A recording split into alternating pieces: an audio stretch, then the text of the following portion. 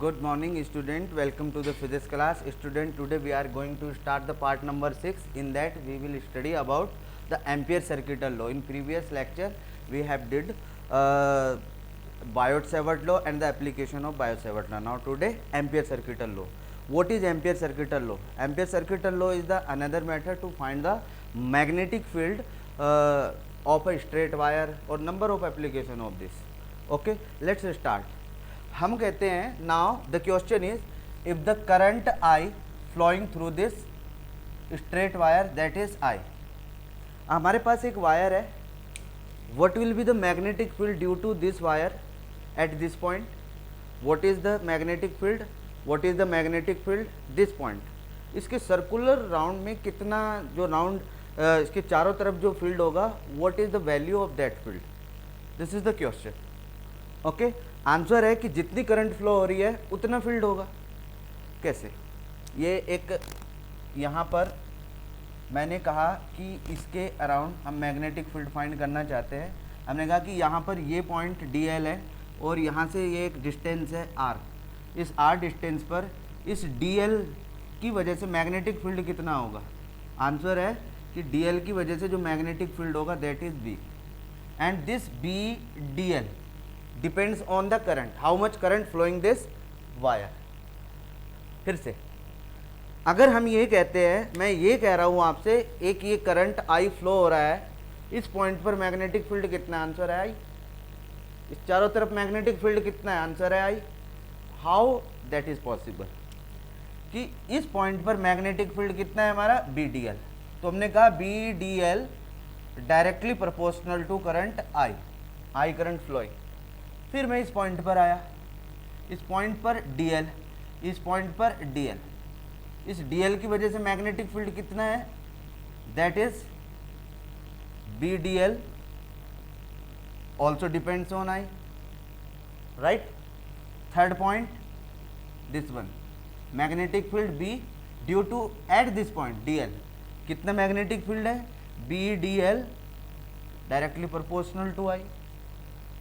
फिर and so on N numbers, B D L directly proportional to I. N numbers of element due to these small element the magnetic field is this this this this this. What is the total magnetic field. Simple, we have to add it this. What is the method to add this type of fields, integration. D l magnetic field B, D l magnetic field B. ऐसे हम 3-4 point बना लेते हैं.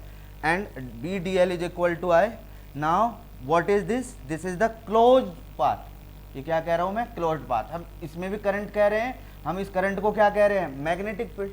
हम कहेंगे कितना magnetic field होगा, answer है जितनी करंट फ्लो हो रही है इसके अंदर उतना मैग्नेटिक फील्ड होगा. एक्चुअली करंट कहाँ को फ्लो हो रही है, current flow through the wire. इस कंडक्टर से करंट फ्लो हो रहा है, इस पॉइंट पर भी मैग्नेटिक फील्ड आई होगा, इसके चारों तरफ मैग्नेटिक फील्ड आई होगा. तो हम क्या कहेंगे कि इस क्लोज पाथ में जितनी करंट फ्लो हो रही है उतना ही मैग्नेटिक फील्ड होगा. और वो करंट का सोर्स क्या है, ये कंडक्टर से जो करंट फ्लो होता है. आपने देखा होगा कि हम एक वायर यहाँ पर रखते हैं, एक सोलेनोइड, जो अब इसके एप्लीकेशन चलेंगे कि ये कैसे होता है. एक सोलेनोइड है हमारे पास, इस सोलेनोइड में हमने चार्ज दिया, दूसरा कॉइल ऐसे रखा, हम देखते हैं कि बिना टच किए इधर ट्रांसफ़र हो जाता है. आंसर है कितना ट्रांसफ़र हुआ, डिपेंड करता है कि ये कितना एक्सेप्ट कर रहा है, उसको डिपेंड करता है. और वो किसके ऊपर डिपेंड करता है, मीडियम के ऊपर डिपेंड करता है. मीडियम को कैसे डिनोट करते हैं, परमिएबिलिटी. क्या कहते हैं, परमिएबिलिटी. तो हमने कहा कि B D L is equal to mu I. अब क्योंकि हम ये फ्री स्पेस में कर रहे हैं, it means mu not I. बहुत सिंपल है भैया, एकदम समझ में आना चाहिए कि एक वायर है, वायर की वजह से फील्ड कितना होगा. हम कहेंगे कि जितनी करंट वायर से फ्लो हो रही है, और उस फील्ड को हमने कहा कि हम एक इंस्टेंट पर देखते हैं, छोटे से डीएल के लिए देखते हैं. हमने कहा वो आई है, फिर नेक्स्ट डीएल के लिए वो आई है, and number of DL in the circular path, that is now we have to add it to find the complete field. तो B D L is equal to mu not I. ये क्या है, magnetic field. ये क्या है, D L मतलब line. अब हमने जो गॉस लॉ किया था उसमें क्या किया था, सरफेस, हमने कहा surface integral. Now here is the line integral of the magnetic field. क्या वर्ड यूज कर रहे हैं हम, line integral of the magnetic field around any closed path. Line integral of the magnetic field around any closed path will be equal to the mu naught times, what is mu naught, mu naught is the permeability of free space। इसको हम describe नहीं करेंगे, हम already कर चुके हैं। Okay, free space, तो line integral of magnetic field around the close path will be equal to the mu naught times current flowing through that path. इसको लिख लेते हैं, what is Ampere circuital law. Ampere circuital law state that, इसको हम short form में लिखेंगे ACL, state that the line integral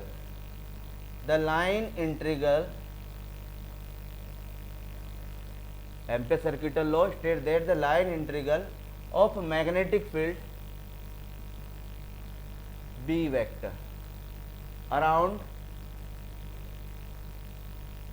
any closed path will be equal to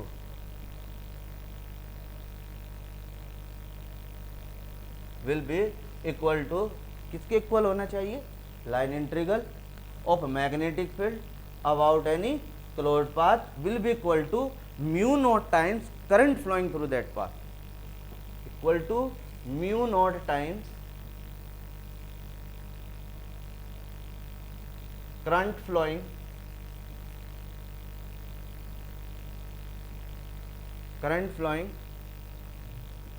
in closed path या in that closed path, कुछ भी लिख सकते हो, no matter, in that closed path. हमें समझ में आ जाता है कि बच्चे को समझ आ गया पाथ। बिल्कुल सिंपल, श्योर और इजी डेफिनेशन, आप इजीली लर्न कर सकते हैं उसको। चलिए अब हम ये देखना चाहते हैं कि भाई ये इसके इक्वल होता भी है या नहीं। अब हमने बायो सेवर्ट लॉ में बहुत सारे प्रूफ देख लेते हैं, इसका 2 लाइन का प्रूफ बना देते हैं। चलिए क्या याद रखोगे आप भी, 2 और 3 लाइन्स का प्रूफ देख लेते हैं। हमारे पास एक कंडक्टर है, इस कंडक्टर की वजह से इस पॉइंट P पर हम मैग्नेटिक फील्ड निकालना चाहते हैं। What is the magnetic field at point P, ये हम फाइंड कर चुके हैं। कहाँ पे फाइंड किया हमने, सेंटर पे आई करंट फ्लो हो रहा है इस कंडक्टर से लाइक दिस। इस पॉइंट पर मैग्नेटिक फील्ड क्या होगा, magnetic field B at point P, ठीक है ना, ये करंट फ्लो हो रहा है। तो व्हाट इज मैग्नेटिक फील्ड, हमने पढ़ा है mu naught I upon 4 pi R sine 90 2 sine, it means 2 pi R। ये सब बच्चों ने पढ़ा ही होगा भाई। जब हमने बायो सेवर्ट लॉ में एप्लीकेशन किया था स्ट्रेट लाइन का, तो उस स्ट्रेट लाइन के एप्लीकेशन में केस था हमारा when ever the point P lie near the centre of the wire. अगर ऐसा होता है तो उसका मैग्नेटिक फील्ड हमारा ये आया था, डायरेक्ट लिख सकते हैं। We know that the magnetic field at point P is equal to this, magnetic field हमारे पास आ जाता है। अब हमने कहा कि एक पॉइंट पर इतना है, तो इसके अराउंड कितना होगा मैग्नेटिक फील्ड।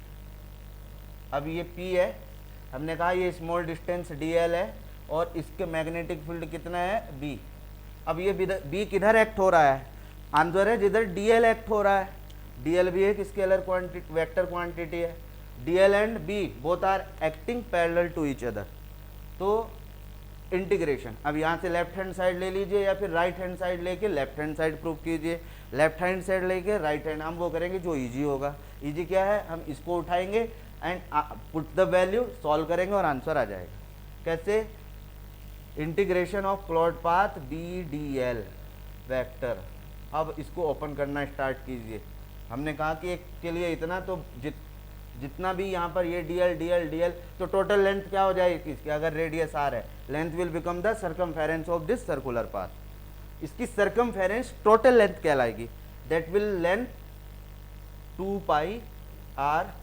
ये क्या है हमारा 0। कहाँ से चले हम, यहाँ से चलते यहीं पर लौट कर आते हैं, 0 से चले 2 पाई r डिस्टेंस कवर किया। I hope you got it. तो बी डी एल, अब यहाँ पर वेक्टर हटाया हमने कॉस थीटा, थीटा क्या है B और DL, B और D, देखिए हर कहीं जहाँ पर DL है वहाँ पर B उसकी डायरेक्शन में एक्ट हो जाता है, this will be the direction. ये DL है तो ये DL बी की डायरेक्शन में आ जाते हैं, मीन्स इट इज पैरेलल और along to the DL. B या तो पैरेलल बोलेंगे या फिर along to the DL.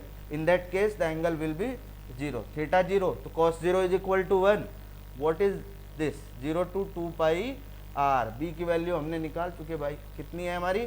Mu naught I upon 2 pi R into D L.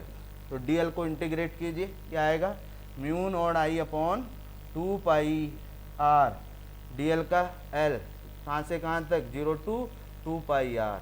Put the value mu not I upon 2 pi R into 2 pi R minus 0, उसका कोई मतलब नहीं है। This will become equal to this and mu not I, ये किसके equal है?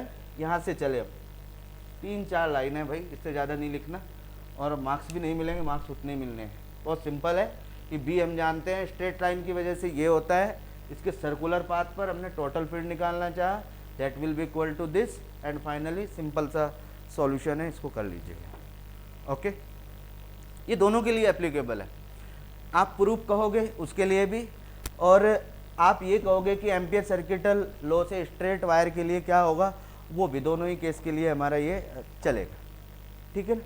तो आप यहाँ से मैग्नेटिक फील्ड निकाल सकते हैं इजीली। तो this is the law. Now we will do the application. There are the lots of application, different बहुत एप्लीकेशन यूज होता है एम्पियर सर्किटल लॉ। आगे हम जब पढ़ेंगे सोलोनॉइड का, आगे जब एल की बात आएगी, जब हम एल को स्टडी कर लेंगे तो इस सोलोनॉइड की हेल्प से हमारे नंबर ऑफ एप्लीकेशन इंक्रीज हो जाते हैं। आपके इलेक्ट्रॉनिक्स जितने भी आप ये कंप्यूटर लैब सब जगह सोलेनॉइड इंडक्शन यूज होता है। ठीक है, तो वो इंडक्शन एल जब आएगा नेक्स्ट यूनिट में तब स्टडी करेंगे। अभी इसका जस्ट इंट्रोडक्शन हम लेते हैं कि भाई what is the application of ampere circuital law.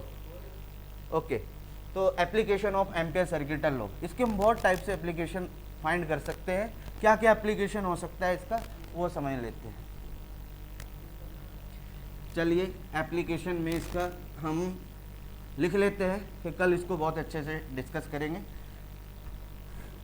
Application में सपोज करो आपको बोला है कि स्ट्रेट वायर है।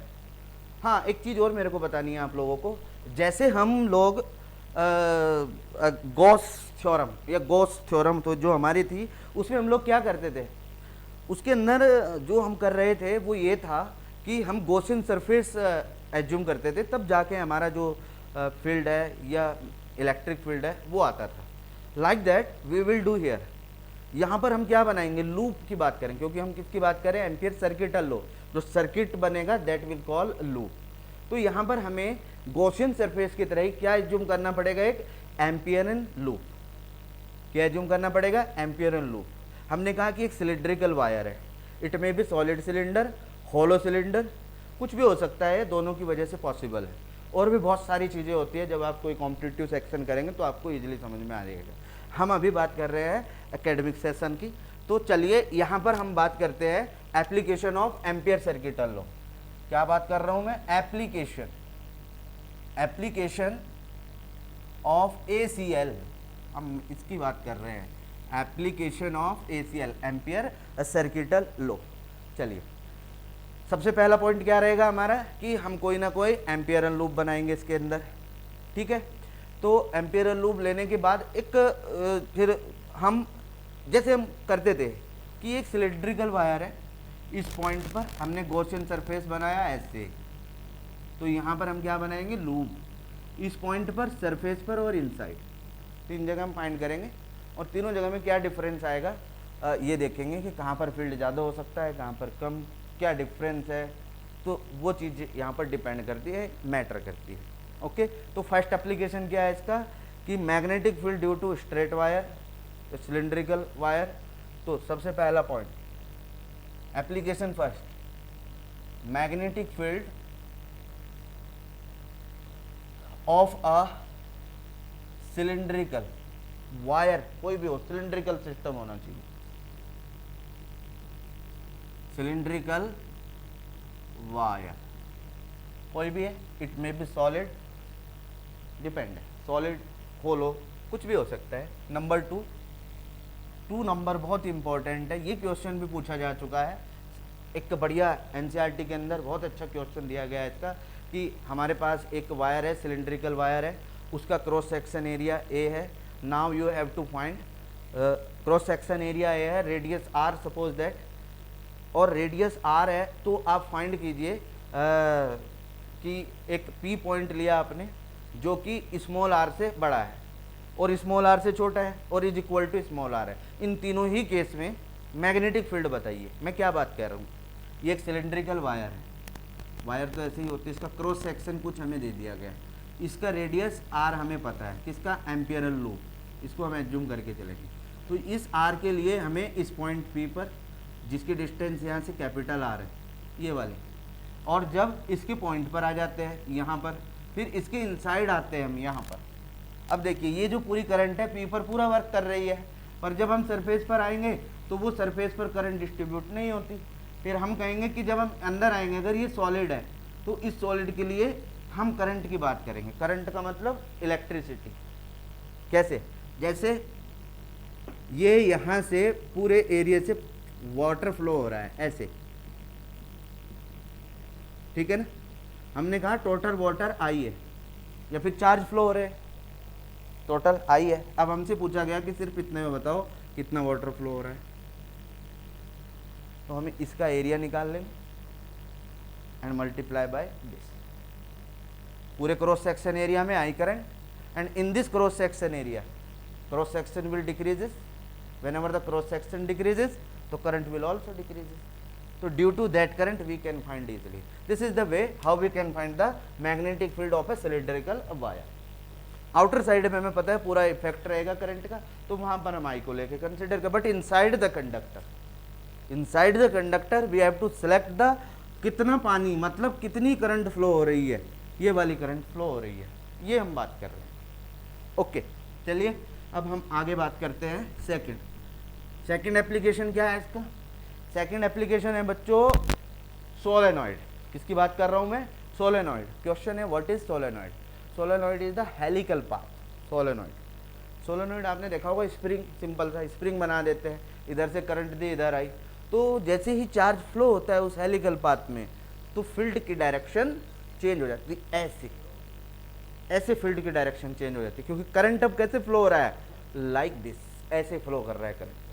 पहले स्ट्रेट वायर थी, ऐसे फ्लो कर रहा है, तो यहीं पर एप्लीकेशन डेवलप हो गई. एक वायर है, हमने ऐसे इसको चारों तरफ राउंड किया, राउंड करने के बाद उसको निकाला, वो एक स्प्रिंग बन गया. अब इधर से करंट दी, इधर से, तो हमने मेजर किया, उसका इफेक्ट अलग आएगा, उसके बहुत सारे एप्लीकेशन आ जाते हैं. तो दूसरा पॉइंट है magnetic field inside a straight solenoid, या फिर स्ट्रेट ना भी हो, बाउंड हो सकता है. मैंने कहा था कि जब हम एल पढ़ेंगे तो वहाँ पर थोड़ा सा राउंड वाला भी हमारा आएगा, तो हम कहेंगे सोलेनॉइड. सेकंड एप्लीकेशन सोलेनॉइड, वो भी एम्पियर सर्किटल लॉ पर बेस्ड है, solenoid. Now the third application is toroid. Toroid क्या बन जाता है, ये सोलेनॉइड है, ये वाला हेलिकल पाथ. टोरॉइड क्या होता है, जब इस पाथ को आपने क्या किया, चारों तरफ घुमा के इस तरीके से ये बना ली, ये वायर, राइट. करंट यहाँ से गया, ऐसे जा रहा है, ऐसे जा रहा है, ऐसे आउटसाइड हो गया. तो this one is the solenoid, this one is the toroid. अब सोलेनॉइड और टोरॉइड के लिए हमें क्या फाइंड करना है, magnetic field. Now that magnetic field we will discuss in next video. Okay student, have a nice day, thank you.